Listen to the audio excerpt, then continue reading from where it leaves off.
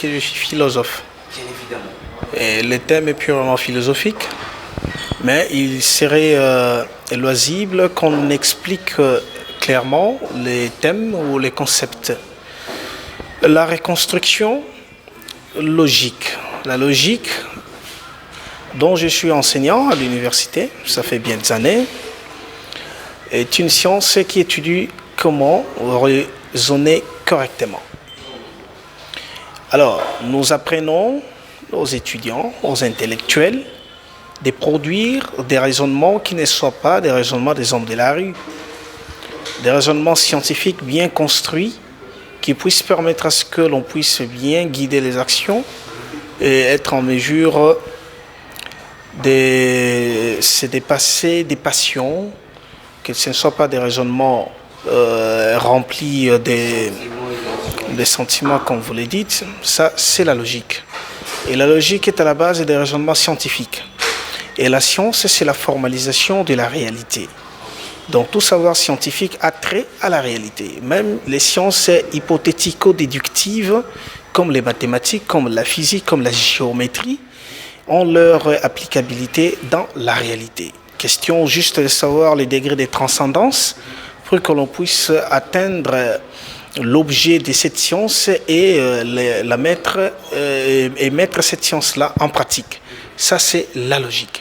Lorsqu'on parle de la reconstruction logique, cela sous-entend qu'il y a une construction, il y a une destruction.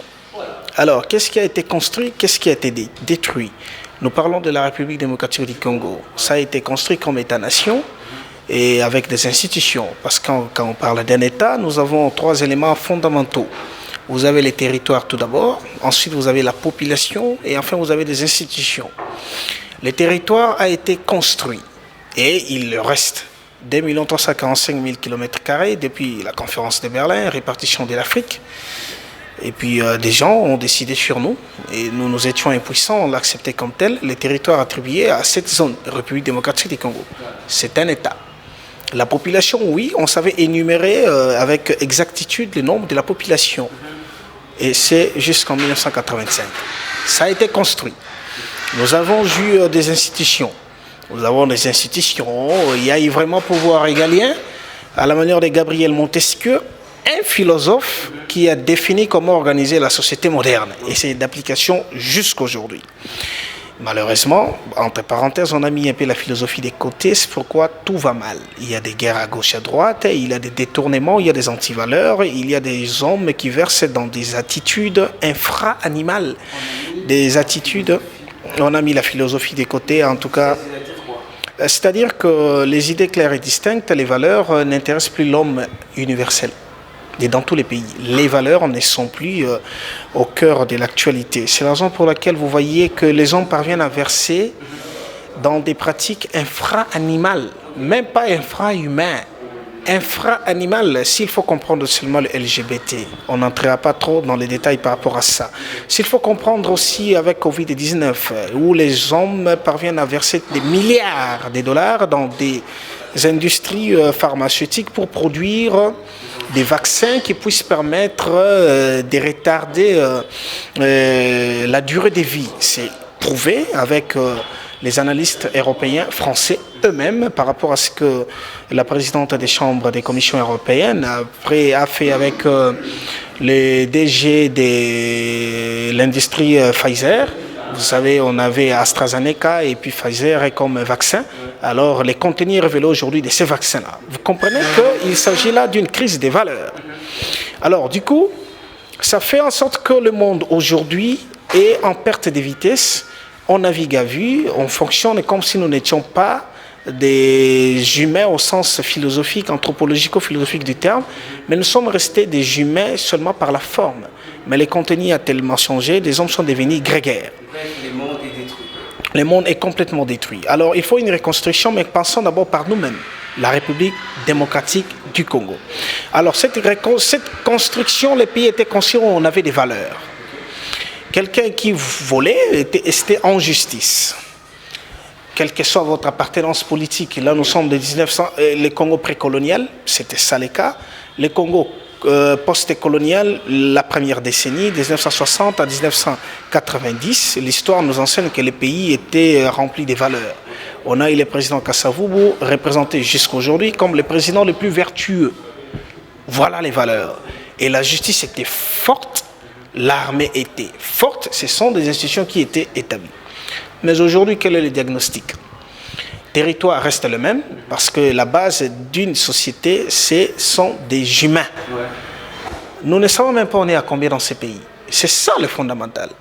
Nous sommes à combien ? Nous avons des structures mieux placées pour faire ces statistiques. Malheureusement, les structures sont là mais rien n'est fait. Nous avons la population qui n'est pas examinée de façon correcte. Nous sommes au nombre de combien dans ces pays ? On ne sait même pas. La population est à combien ? On estime à 5 millions. Sur base de quel indicateur ? On fait des statistiques avec des échantillons abusifs. Et les institutions, nous n'avons plus des institutions fortes. Nous avons des hommes forts. On fait passer des humains à la place des institutions. C'est la raison pour laquelle on parlera, voilà, on a besoin de X seulement, lui qui peut changer. Alors que la société devait être formalisée. Et du coup, étant donné que le pays est détruit du point de vue démographique, du point de vue institution, qu'est-ce que nous pouvons faire ? Parce que moi, en tant qu'enseignant, je ne peux pas me permettre de passer à la télé pour faire des analyses, parloter, parler, verser dans le verbiage pour ne rien dire.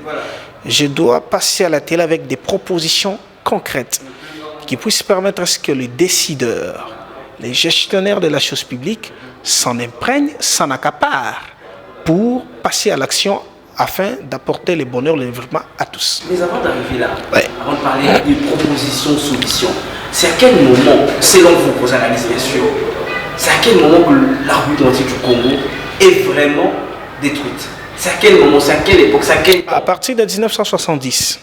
Vous savez, Mobutu accède au pouvoir en 1965, entouré des personnes vertueuses autour de lui. Voilà, des éminents professeurs. Nous arrivons en 1968, le président Mobutu décide d'offrir des bourses aux chercheurs, aux étudiants congolais à l'époque. Parmi lesquels les bénéficiaires Yangwanda Honoré, il y a beaucoup d'éminents professeurs aujourd'hui, la plupart sont émérites. L'incontestable maître en sciences juridiques congolaises, Vundwa Wete Pemako, ce sont parmi des personnes qui ont bénéficié de la formation.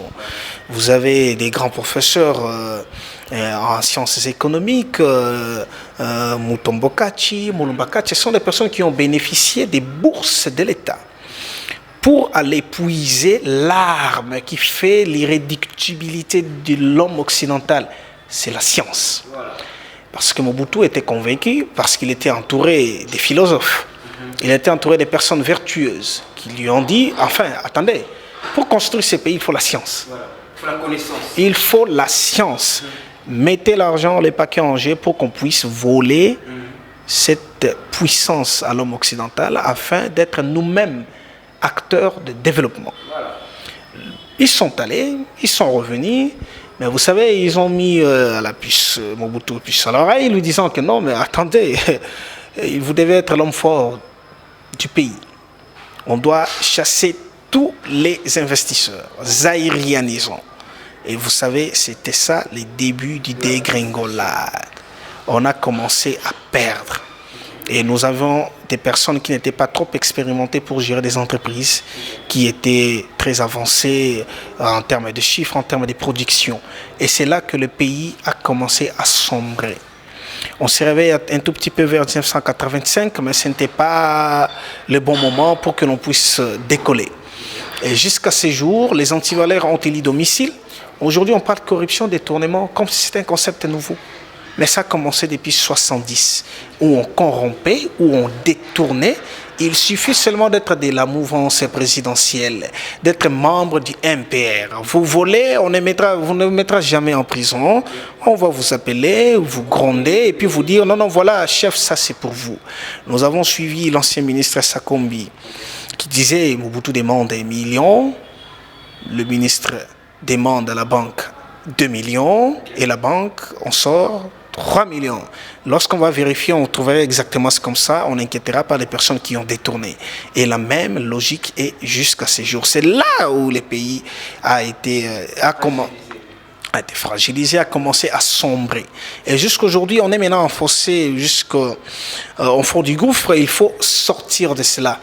Mais comment sortir? C'est la logique, c'est la réflexion, ce sont des valeurs. C'est la raison pour laquelle j'ai mis en place, on va peut-être en parler, le cercle axiologique, qui est un cadre de réflexion qui puisse permettre à ce que l'on offre à la société des personnes vertueuses. Seules des personnes vertueuses sont à même de développer ces pays. C'est là le problème. Donc ça a commencé à partir de 1970, on a versé dans les antivaleurs. Corruption est devenue mode de vie. Et nous sommes dans une inversion totale des valeurs. Un pays où lorsque vous avez l'argent, vous avez des considérations. À l'époque, il y a un philosophe dont j'ai égaré les coordonnées qui disait, était aussi homme politique, lorsqu'un chien a l'argent au Zaïre, on l'appelle Monsieur le Chien. Vous comprenez que c'est une société qui a perdu des valeurs, où lorsque vous n'êtes humain que de par la forme, mais que vous avez du cash, on va vous accorder considération, tous les qualificatifs. Et on se connaît, hein? Voilà, il est X, il est ceci, c'est toi qui fais de nous ce que nous sommes. L'homme qui a fait ceci, qui a fait cela, on vous offre des panégyriques enthousiastes, des éloges simplement parce que vous avez l'argent, même si vous êtes détourneur, même si vous êtes voleur, vous êtes assassin, il suffit de l'avoir. Donc ça a commencé par là, ça fait des décennies, 5 décennies, où cette mentalité-là est ancrée. Ça a été encore détruit de telle sorte que vous accédez à la gestion de la chose publique. C'est la fête clanique. Le clan fête, célèbre votre élévation et vous travaillez pour vous-même et non pour la société. Lorsque vous êtes nommé, vous êtes élu, vous commencez d'abord à chercher à vous offrir vous-même le confort. Vous vous offrez du confort, vous offrez le confort à votre femme, à vos enfants, vous travaillez pour eux et vous oubliez la population. Quand il y a l'argent, et pourtant vous êtes bien payé, bien rémunéré avec des primes exorbitantes.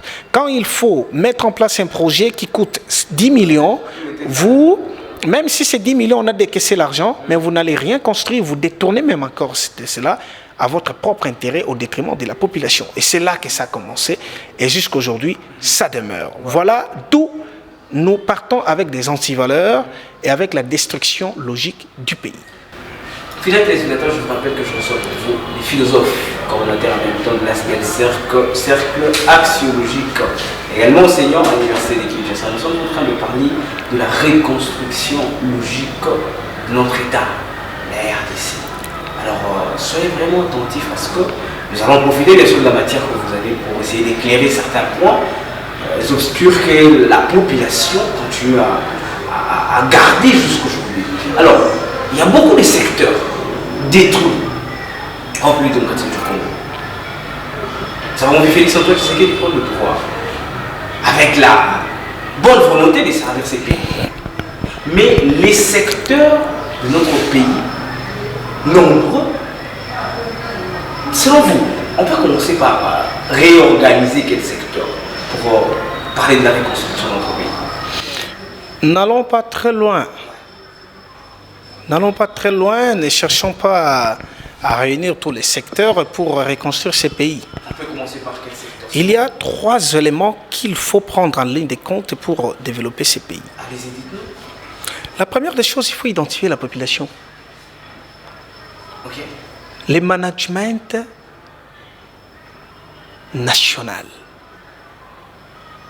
La notion de management requiert que vous connaissiez d'abord. Vous sachiez d'abord c'est à quoi vous êtes appelé à faire. La première des choses. Et lorsqu'on gère le pays, on gère quoi? Le pays, tous les territoires. Mais on gère qui? C'est la population. Et cette population est au nombre de combien? Parce qu'il vous faudrait un projet agricole. Vous le ferez pour nourrir qui? Combien? Ils sont où? Ils font quoi? Et vous pensez que ces gouvernements en place n'a pas fait ce travail-là? Mais nous sommes à combien? Le recensement, le point de départ, c'est celui-là. La reconstruction logique de l'État congolais doit passer par le recensement parce que nous avons déjà notre territoire. 2 345 000 km². Population, combien? On ne sait pas. Vous savez déjà que l'ONIP au moins a averti ou a dit très bien que... J'ai reçu l'ONIP en 2014. On a organisé une conférence à l'université de Kinshasa. Tout était mis sur pied pour qu'on lance l'identification de la population. N'oublions pas, n'ayons pas la mémoire courte. Il y a eu ce qu'il y a eu lorsque le vice-premier ministre et le ministre de l'Intérieur, Bochab, avait parlé des données démographiques. Fort malheureusement, là où il avait gaffé, c'était de les conditionner aux élections. Il nous faut des données démographiques pour organiser les élections. Les élections auront lieu en 2018, pas en 2016. Faisons l'identification de la population qui devait prendre 2014, 15, 16, 2015, 16 et 17. 2015 en entièreté, 16, 17. Et 2018, on a élection. Vous savez ce qu'il y a eu. Où l'Assemblée nationale devait parler en 4 langues nationales pour calmer la population. Pas question, 2016 ou rien. Mais voilà que 2016, il n'y avait pas eu élection. 2017, il n'y avait pas eu. Il y a eu élection exactement en 2018. Il faut commencer par le recensement de la population. Et ça nous profitera à beaucoup de choses. Ça permettrait au ministère du Plan de faire des statistiques viables. Quels sont les avantages? On saura qu'on a combien de femmes, combien d'hommes, combien d'enfants, combien d'adolescents, combien de vieillards, combien de jeunes. Et nous allons verser dans la logique prospective pour penser le pays dans 5 ans, 10 ans, 20 ans, 50 ans. Lorsque nous avons recensé la population, on saura exactement comment faire pour nourrir cette population. On saura faire des statistiques, des budgets, des planifications sur base de ce nombre de la population, ville par ville, secteur par secteur, quartier par quartier. Territoire par territoire. Le premier élément, le recensement de la population. Quels sont encore les avantages? Parce que je vais vous montrer les avantages de ces recensements. Le recensement fera en sorte qu'on ne puisse plus dépenser plus de 500 millions de dollars chaque 5 ans pour organiser l'enrôlement des électeurs. Parce qu'une fois, disons, je reviens sur ça, 2017, on a dépensé plus de 500 millions de dollars. 2022, 5 ans après, plus de 500 millions de dollars. Dans un espace de 5 ans, on a dépensé plus d'1 milliard seulement pour organiser l'enrôlement des électeurs. Or, l'enrôlement est exclusif. Tout le monde n'est pas appelé à se faire enrôler pour passer aux élections. Ceux qui sont malades il y a 6 mois ne vont pas voter quand ils vont guérir au mois de juin parce qu'ils n'auront pas le temps d'aller se faire enrôler. Et ils étaient malades quand on faisait enrôler. Et ça fait en sorte que c'est totalement exclusif. Ceux qui ne sont pas disponibles pendant la période d'enrôlement ne vont pas voter. Et on n'a fait aucune obligation et c'est libre. On vous donne une durée, c'est pendant 1 mois. Vous n'avez pas le temps, c'est fini. Si j'ai mon passeport, je m'en fous de la carte d'électeur, j'en ferai quoi? Je peux voyager librement, je peux aller à la frontière librement, je peux retirer l'argent à la banque librement, je peux ouvrir un compte en banque librement. Parce que j'ai ma carte, j'ai mon passeport, qui est reconnu mondialement. Donc, on perd l'argent, et beaucoup d'argent, simplement parce qu'on ne connaît pas exactement la population. Or, avec les recensements, on aura aussi l'avantage de connaître les taux de mortalité, le taux de natalité. Mais posez la question, c'est quoi le taux de natalité au Congo? C'est quoi le taux de mortalité? Parce que ça perturbe même l'INRB. On ne sait pas réfléchir pour limiter le taux de mortalité qui est basé du point de vue biomédical. La mortalité est basée sur 3 éléments. Nous avons les hémorragies, nous avons l'hypertension, il y a l'hémorragie, il y a l'hypertension, il y a aussi... le 3e élément m'échappe un tout petit peu, mais les causes des mortalités du point de vue biomédical seraient aussi réfléchies sur base de notre taux, parce que nous avons des éléments. Il y a les services de l'état civil qui enregistrent toutes les naissances. Il y a les services de la population au niveau des municipalités qui examinent tous les décès. Donc, mais il fallait que l'ONU fasse son travail avant l'enrôlement.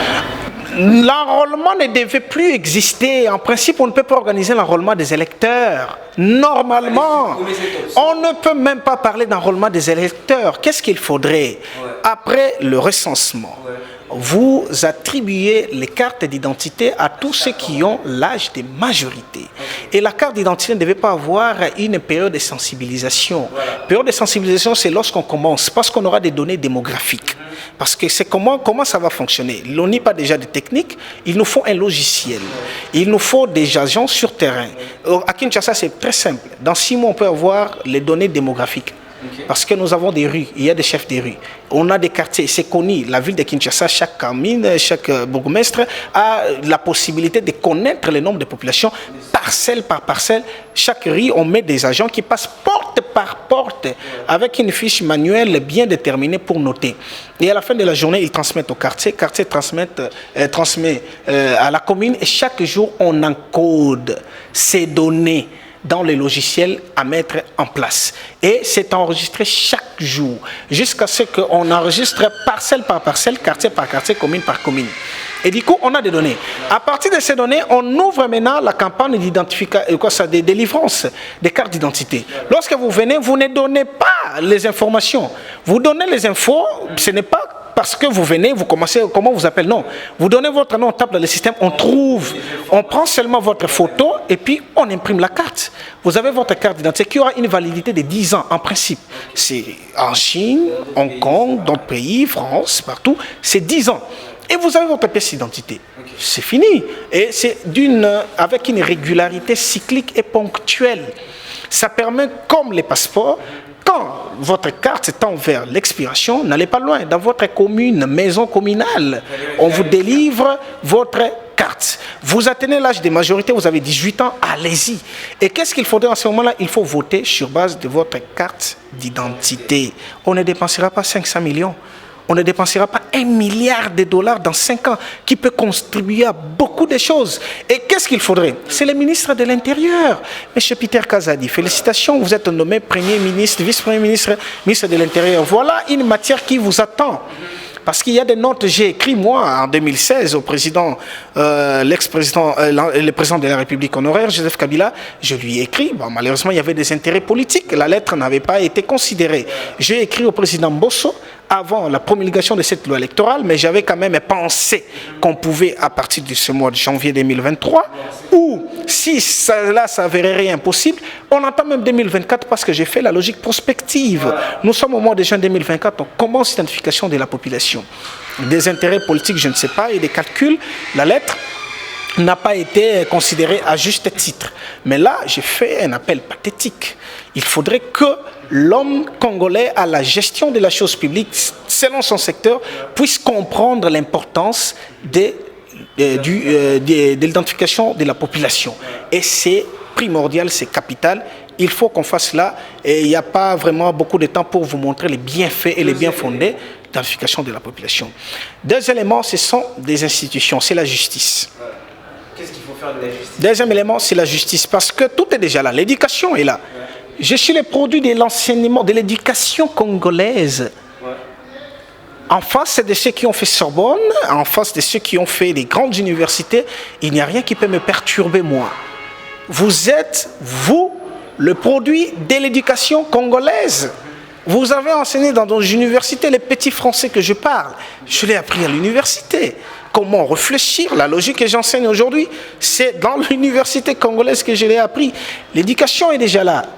Mais il faut un autre élément importantissime, c'est la justice. Voilà la reconstruction logique. Mais la justice n'existe pas dans ces pays. La justice comme concept philosophique, comme concept moral, ça n'existe pas. Quand on parle de la justice, ne voyons pas directement les cours et tribunaux. Voyons la justice comme vertu, comme valeur qui puisse à ce que l'on soit en mesure de bien agir. La justice voudrait à ce que ton bien t'appartienne à toi. Mon bien appartienne à moi. Et on met en place des dispositions pour que les biens de chacun, des uns et des autres soient respectés et que chacun vive dans la liberté. La justice est la mère de la liberté. Ce qui n'est pas le cas en République démocratique du Congo. Alors, il y a des types de justice. La justice la plus importante, qui fera en sorte que le reste des justices, même la justice sociale, la justice est distributive. Pour que cela soit fait, pour que cela soit d'application, il faut la justice rétributive. C'est cette forme de justice en sciences du droit qui permet de brimer, de réprimander tous ceux qui versent dans des antivaleurs. Le travail qui fait des chefs. Non. Là, c'est la justice rétributive. Vous devez voir les cours et tribunaux, les parquets pour arrêter ceux qui commettent les maux au sein de la société, des troubles, ceux qui détournent. ceux qui commettent des crimes, ceux qui commettent des vols, ces gens-là doivent être arrêtés et rester en justice condamnés. Ce qui n'est pas le cas. C'est toujours la loi du plus fort. Vous avez des relations avec le gouvernement. Lorsqu'on vous arrête, rien ne change. Comme ce fut le cas du cas de Mobutu. Vous êtes du côté du président de la République, on vous arrête, il y a intervention. Nous avons quand même la possibilité de reconstruire ce pays.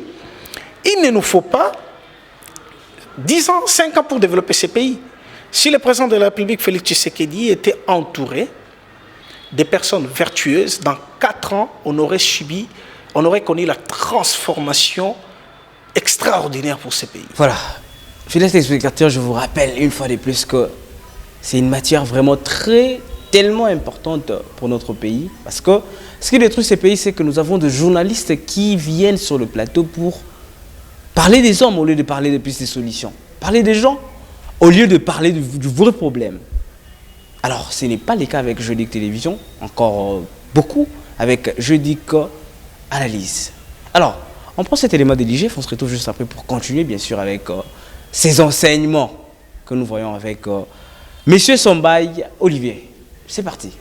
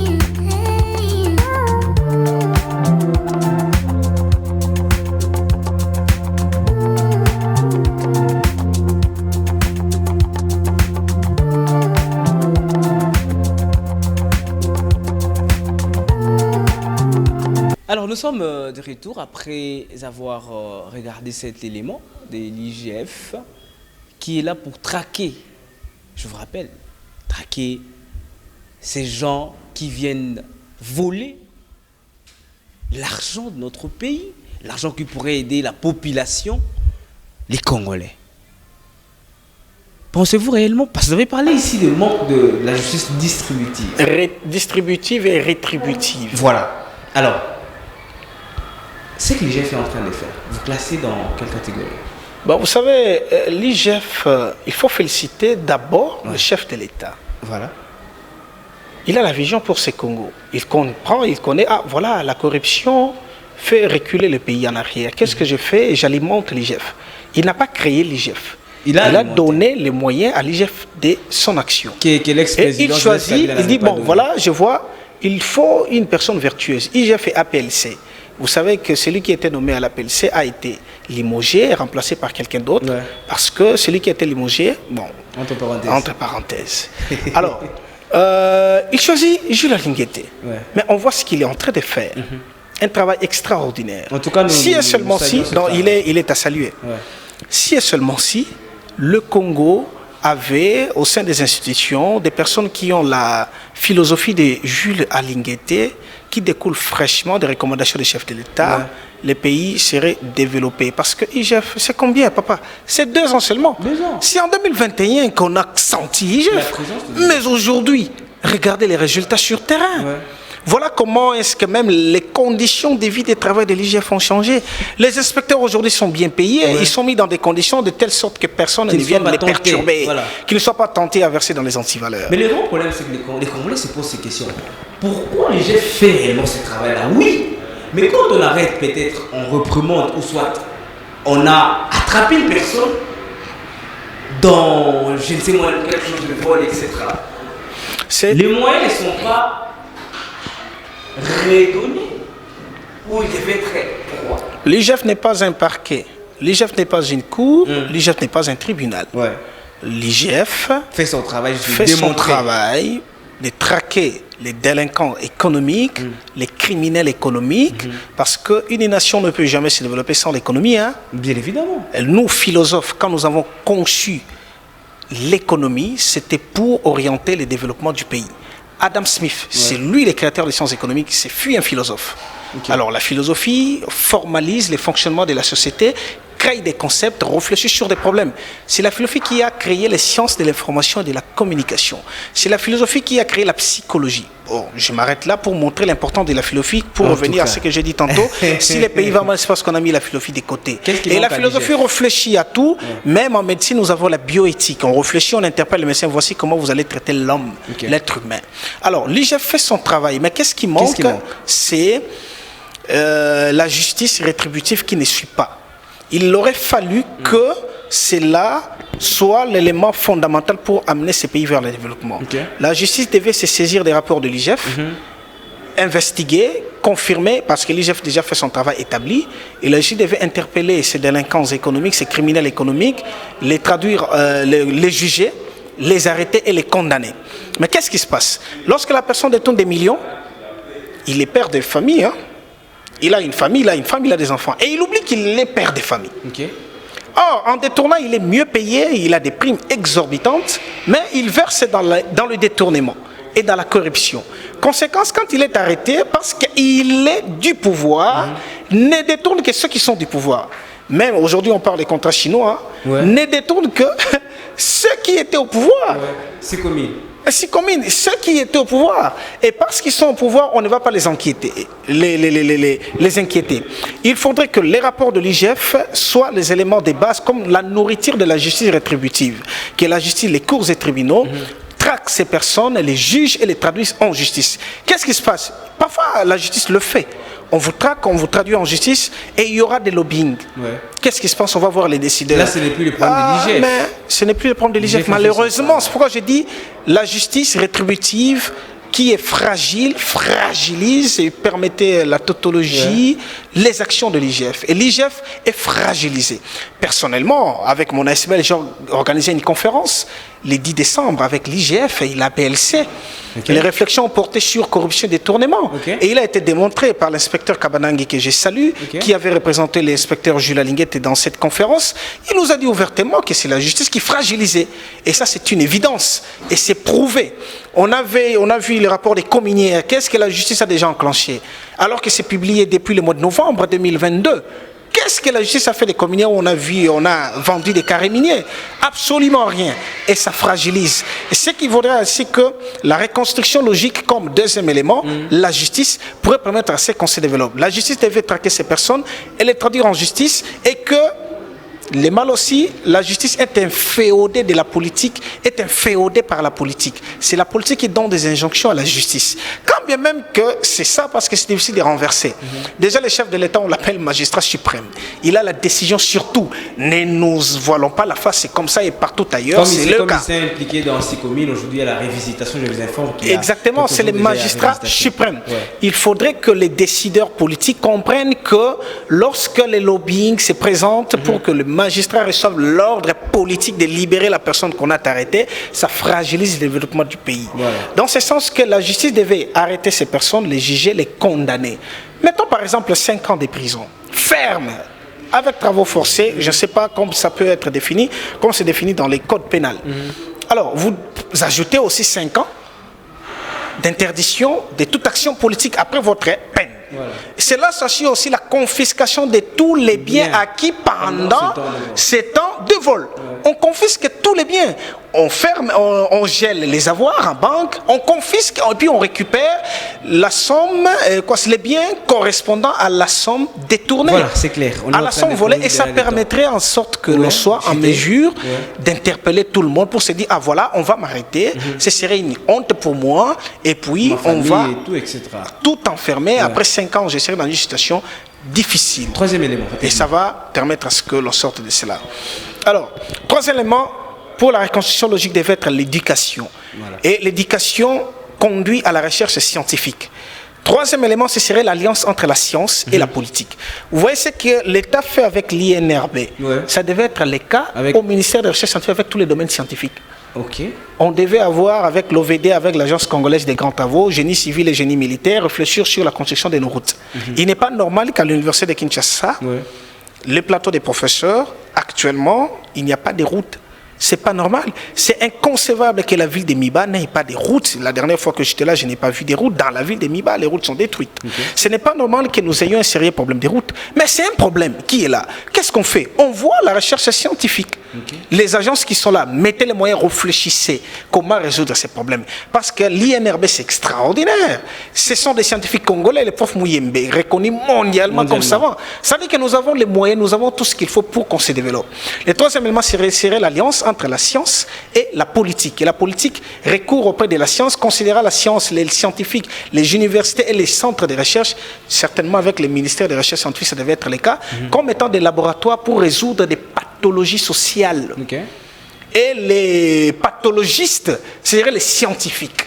République des scientifiques. On admire le monde occidental, on admire les États-Unis. Qu'est-ce qui fait la force des États-Unis si ce n'est la NASA? C'est ce qui fait la force, c'est la science. Recourir à la science, vous proposez quoi? On vous propose ceci pour construire des routes. On devait avoir le centre de recherche sur les programmes et projets agricoles. Nous avons un problème d'agriculture. Pour Kinshasa, il y a 20 millions d'habitants. Qu'est-ce qu'on fait? On donne les moyens aux agriculteurs. La faculté des sciences agronomiques est là à l'université de Kinshasa. Il faut donner les moyens pour être en mesure de produire, de financer, d'alimenter les programmes agricoles. Voilà le troisième élément pour la reconstruction logique. Et lorsque nous avons ces trois éléments, c'est fini. Le tout va se suivre automatiquement. Nous aurons une société juste et prospère. Parce que pour qu'une société soit juste et prospère, il faudrait que les philosophes soient rois et que le roi soit philosophe. Comme l'a dit Platon dans La République. Cela veut dire que les idées claires et distinctes doivent gouverner la nation. Les idées claires et distinctes, c'est ce que je suis en train de présenter. Je ne sais pas s'il y a quelqu'un qui peut me contredire par rapport à tout ce que je dis.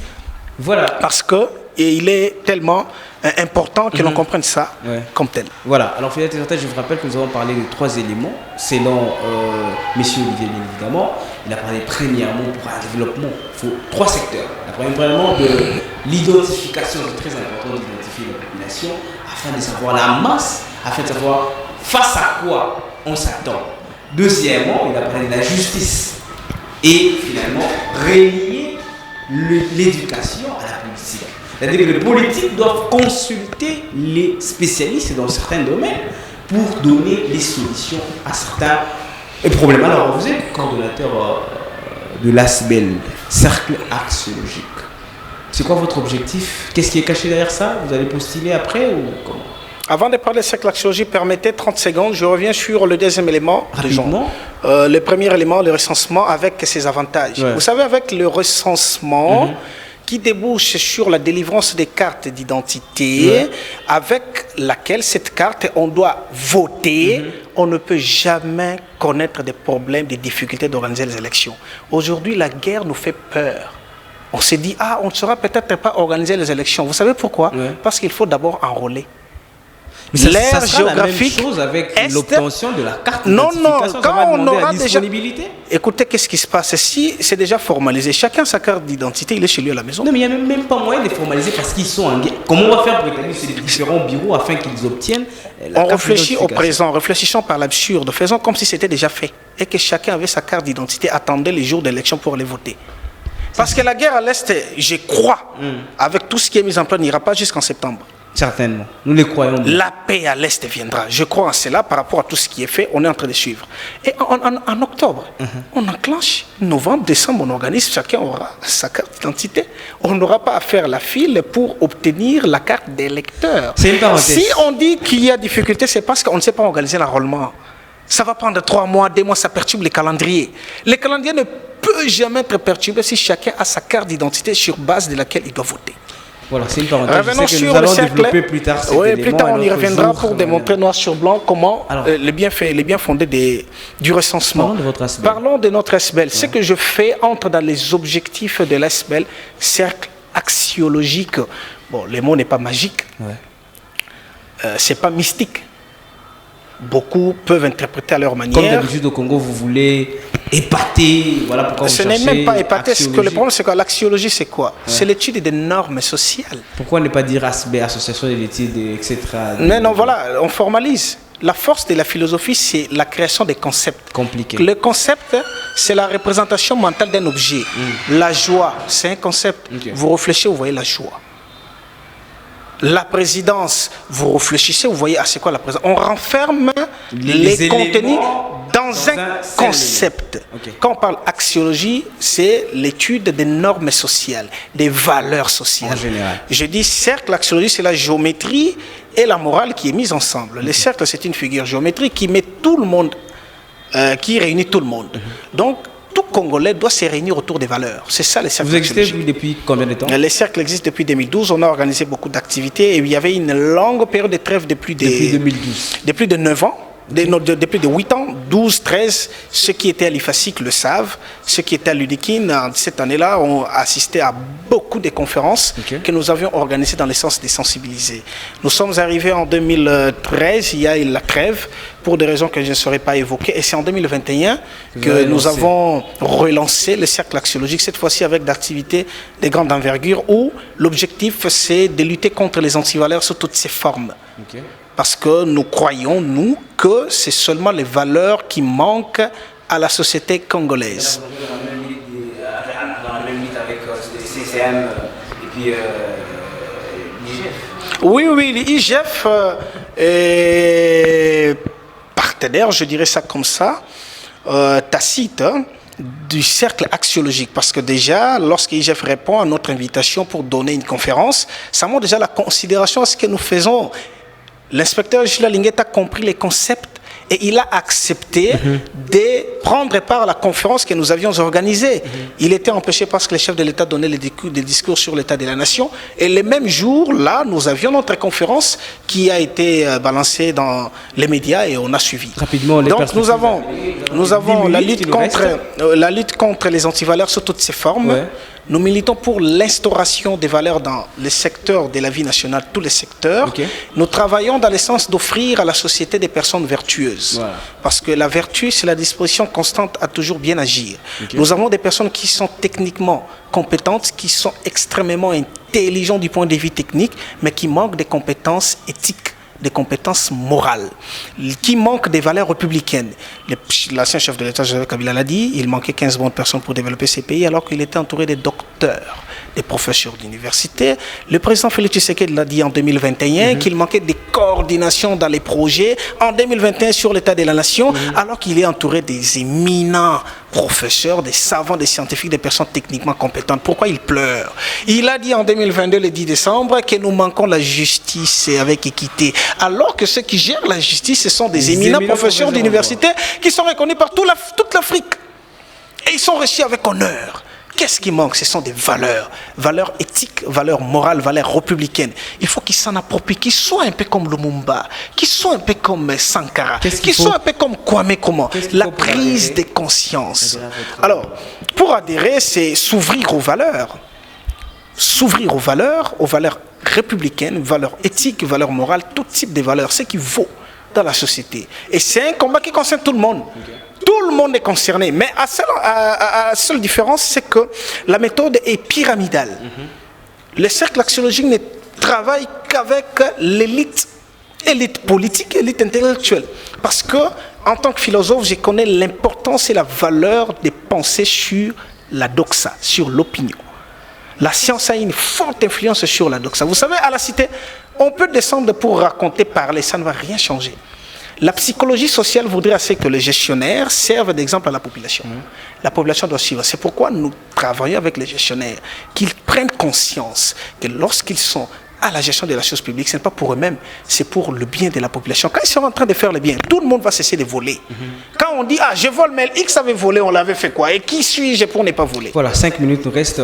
Voilà. Par rapport au gouvernement lancé la nuit dernière, l'entrée de Vital Kamerhe, l'entrée de Jean-Pierre Bemba, l'entrée de Moussa Niamouchi, Peter Kazadi. Vous trouvez que le chef de l'État a vraiment bien réfléchi en ces temps-ci, à la veille des élections? C'est son choix. Non, vous, en tant que Congolais, pensez-vous? Non, c'est son choix. Parce que je vais revenir là pour dire que c'est vraiment son choix. Ouais. Nous n'avons pas besoin des hommes forts. Nous devons avoir des institutions fortes. Si on a formalisé la gestion de la chose publique et les choses soient faites comme je l'ai dit là, la reconstruction logique, on a la justice, on a des textes, on applique, on concilie la théorie à la pratique. Malgré les mauvais passés. Si on savait concilier la théorie à la pratique, on ne passerait pas le temps à parler des individus. Il a nommé X, il a nommé Y. Nous avons des théoriciens que des praticiens dans ces pays. Non, mais on le dit parce que le mal commence par la tête. Et vous savez que Jean-Pierre Bemba, vous savez que Vital Kamerhe, ils ont un passé, une histoire qui n'est pas du tout proposée de Congolais. C'est à ce point-là qu'on dit, tu sais qu'il continue à faire confiance aux traîtres ou réellement ces gens sont là. Bon, vous savez, je vous présente une métaphore. Vous avez un mal. Lorsqu'il est supplanté par un bien, le mal présent et le mal antérieur se transforment en bien automatiquement. Lorsqu'un bien est supplanté par le mal, le bien présent et le bien antérieur devient mal. Okay. Et l'homme est dynamique. L'homme n'est pas statique, il est changeant. C'est le chef de l'État qui a fait confiance en eux. Réfléchissons un peu. Jean-Pierre Bemba, quelle est son histoire? Chef de guerre, ancien chef de guerre, il a fait la rébellion, il maîtrise l'armée, il maîtrise les stratégies de guerre. Où est-ce qu'il peut aller en mal? Ministre de Défense. Quel est son rôle?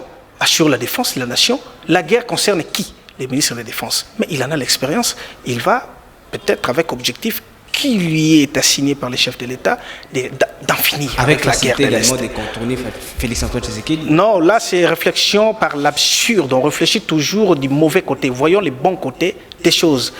Et Vital Kamerhe, c'est un économiste, c'est quelqu'un qui maîtrise la géologie congolaise. Ouais. Un théoricien des sciences économiques. Très intelligent. Toutes ces théories, il doit les mettre en pratique. Démontre-nous noir sur blanc tout ce qu'il a raconté. Il n'a jamais eu un poste de responsabilité avec décision, moyen d'action. Ouais. Jamais. Il était ministre de l'Information, il a été Assemblée nationale, on ne sait que proposer des lois, il a été président de l'UNC, il a été directeur du chef de l'État, il ne décide pas. Cette fois-ci, il a un mot à dire, contrairement à hier. Hier, au Conseil des ministres, il ne disait rien, il regardait, il prenait notes pour présenter les condenser les rapports. Ouais. Mais aujourd'hui, il a un mot à dire au Conseil des ministres. Jean-Pierre Bemba a un mot à dire au Conseil des ministres. Voilà. Qu'ils mettent en place leur intelligence, M. Jean-Pierre Bemba, M. Antipas Moussa Nyamwisi, M. Vital Kamerhe.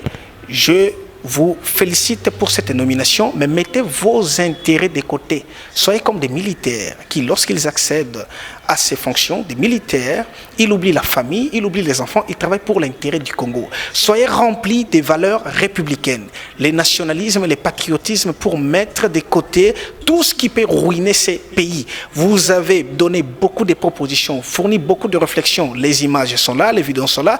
Il est temps que vous mettiez en pratique tout ce que vous avez présenté pour ces Congo. Vous avez de la matière. Rejoignez Kwame Nkrumah avec le conscientisme. La pratique sans théorie est aveugle. Voilà. La théorie sans pratique est vide. Mettez en pratique les théories pour le développement intégral, que le Congo triomphe et non nos intérêts personnels et sordides. Voilà, nous sommes à la fin. Dans une minute, pas plus, un dernier message à cette population, en même temps aux autorités qui vous suivent, parce que j'ai dit que télévision est suivie par les autorités de ces pays, en même temps les responsables de l'ONU qui vous suivent, en même temps les différents responsables des entités importantes dans notre pays vous suivent. Alors, allez-y, une minute. Bien, je reviens sur tout ce que j'ai dit en peu de mots. Prenons conscience de notre être le monde. La reconstruction logique du pays passe par des animateurs, des institutions qui sont remplies de valeurs intellectuelles, valeurs scientifiques. Prenez conscience que l'alliance entre la science et la politique est inéluctable et la condition sine qua non pour conduire ces pays au développement. La politique à visée de la science, c'est la clé de tout développement. Vous, gestionnaire de la chose publique, soyez à même de faire en sorte que tout ce qui est connu comme théorie, tout ce qui est connu comme projet, tout ce qui est connu comme texte soit mis en pratique pour le développement intégral du Congo. Pensons à la reconstruction logique du pays au travers du recensement, au travers de la justice transitionnelle, au travers de l'éducation et la recherche scientifique pour le développement intégral de ces pays. Voilà, C'était vraiment un grand plaisir de vous recevoir. Nous avons encore, les Congos ont encore besoin de vous, de ces genres de gens, de personnes, des intellectuels qui viennent sur des plateaux, pas pour parler des hommes, pas pour parler des individus, mais proposer des pistes de solutions. Alors c'est au travers de cette émission, Jeudi Analyse, notre souci, les soucis d'Apoïpan, les soucis des Jeudi, c'est d'analyser. Parce que pour trouver une solution, il faut se mettre autour de la table, proposer. La proposition vient quand on détecte le problème.